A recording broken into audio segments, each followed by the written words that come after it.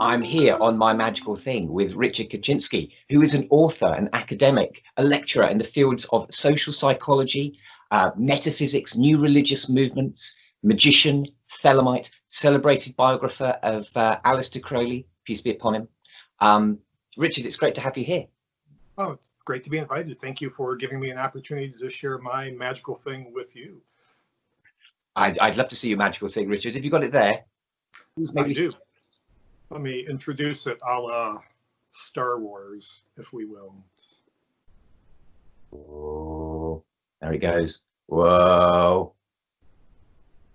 Like a vast battle cruiser moving through light. What's one of those? It's my Golden Dawn lotus wand, which is kind of the story of my baby steps as a magician, which I'd like to share with you if you would indulge me in that tale. So, I got my start in magic as a 14-year-old and read that, it was necessary to build your 4 elemental weapons for your altar, and that these need to be made yourself. That the labor of taking and forging the pieces was part of the magical ordeal, and imbue them with your essence.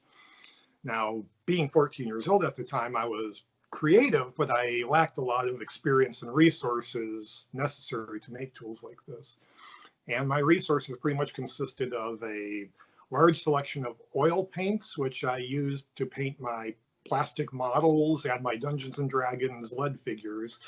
And my father had this tool pantry under the basement steps, which had all sorts of stuff in it. So that kind of became a free hardware store for me, or a room of requirement, if you will. So there's something I needed, I headed to Dad's tool room and looked. And so I proceeded, tried to make my tools as best I could following the Golden Dawn model. And so when I went to make my pentacle, I looked in Dad's room, I found a piece of plywood. What did he have it for? I don't know, it's mine now. So I took that and a coping saw and I cut out a piece of wood, and it was lopsided and only vaguely circular, but it was mine. And I painted it, the black, olive, citrine, and russet, and I painted the script and the sigils and my motto on the perimeter, and it was done. When it came time to do the chalice, that was actually a little bit more challenging, because it's like, well, I'm not a glass blower, I don't know pottery. So what I did was I went over to my father's wet bar, where he had these disposable plastic tumblers, and they were fluted or like graduated. So they were smaller at the base and at the top, like highball glasses or something. And I took 2 of these plastic glasses and I glued them bottom to bottom to make like an hourglass shape sort of thing. And I put some masking tape around the seam, which provided something to paint and something on which to write, again, the necessary magical script and all that. So that was, so I kind of did that with all of my tools as best I could. And they were horrible, but they were mine. And my parents were surprisingly, I don't know, they were either giving me a lot of latitude just to be me and not paying attention. But, I kind of find it hard to think that they were actually oblivious to the odd smells and chanting coming from my bedroom. But nevertheless, kind of tolerant, one day, my mother said, oh, you've kind of passed your growth spurt. I'd like to, she sewed. I'd like to make you a bathrobe. What would you like? And I'm like, ooh, what kind of robe would go down to my ankles and have big flowing sleeves? And so I said to her, I'd like a kimono, please. And she was like, yeah, all right, I can find you a simplicity pattern for a kimono. What color would you like? Black. She was like, oh, come on, wouldn't you like some other nice color? I said, no, I want a black kimono. And to her credit, she made me a black kimono. She also made me a fluffy, colorful robe, which I actually still have to this day. But she made me my black ceremonial magic robe, basically. And the leftover fabric, unbeknownst to her, I kind of co-opted to make my altar cloth. So once again, the room of requirement provides all, or a house of requirement. And at that same year, 14 was like a big, year for me. And and also that year, my parents took me to Poland because they wanted me to see the old country. And it was the first time they'd been back since they'd been displaced by World War II as children. And walking through an open air market, I'm kind of looking around and I see the Civil War style military saber. And I say, I want that. I'm like, what do you want that for? And I can't very well say why. Of course I need it to be able to command spirits into the triangle of art. So I instead kind of used the ploy of, you said I could have one souvenir. That's the one souvenir I want. And they're like, oh, why don't you ever have a chupaga, which is like this Polish axe-headed walking stick? I went, no, I want that sword.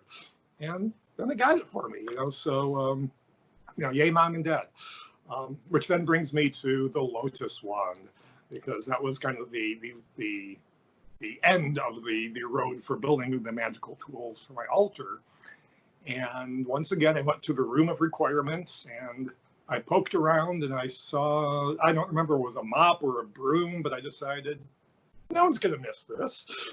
And if worst comes to worst, I'm going to say, have you seen my broom? And I'd go, no. Oh.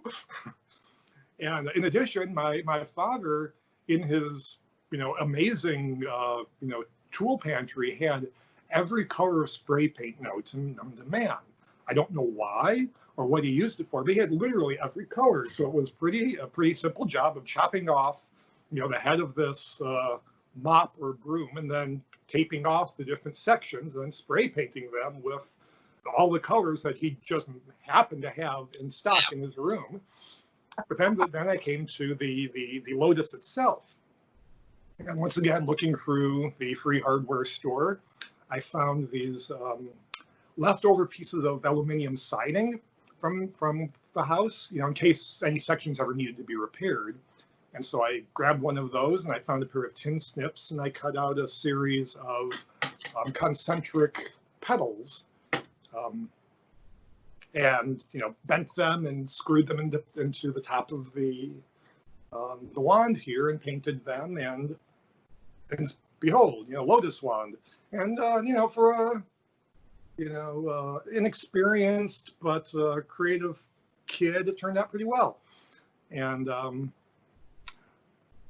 Richard, that's the most beautiful magical thing, fashioned by your younger self. So there you are, as a neophyte, as a new plant in your black robe, creating your lotus, rising out of the room of requirement. Let's have another look. Can we have another look at the kind of, because you've done a really good job there, man. Like, I don't think I did exactly the same thing. I made a bunch of stuff when I was a kid and it was nowhere near as nice as this one. Well, the other stuff I did get rid of. It was one of these situations where having made everything myself from scratch, as I got a little bit more experienced and got my head wrapped around the magical concepts a little bit better, I decided I wanted to design my own tools. That's kind of the path that Crowley recommends in his Liber Arborum. Is come up with your own design for a pentacle. And in doing that, I decided I would actually pay people with skills to cut out the circle of wood or to tumble or blacksmith or mold or whatever the pieces that I needed. And then I would put them together to make nicer tools for myself. But the ones that I made initially, I used those for several years until I got to the point of replacing them. But this is the only piece of that first generation of handmade ritual tools that I have kept and still use, 40 years along my travel on this path. Richard, thank you so much for introducing us into the story there of your great work.